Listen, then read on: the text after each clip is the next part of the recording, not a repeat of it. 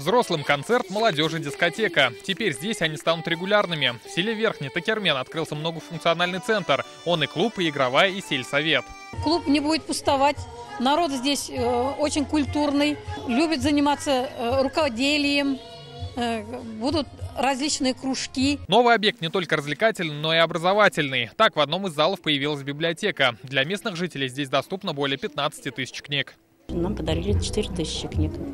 У нас фонд 19 тысяч. Также подарили нам компьютера, принтер, телевизор. Мне эта библиотека очень нравится. Она очень красочная. Здесь очень много разных красивых книжек, интересных.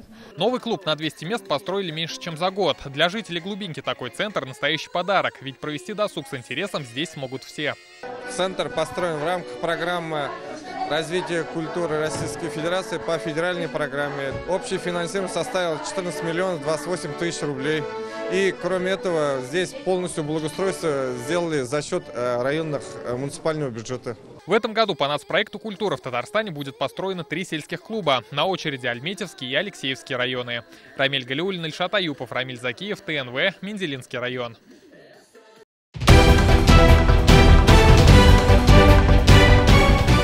Все новости дня, выпуски программы «Новости Татарстана», программы и фильмы на сайте tnv.ru и на YouTube-канале ТНВ. Подписывайтесь.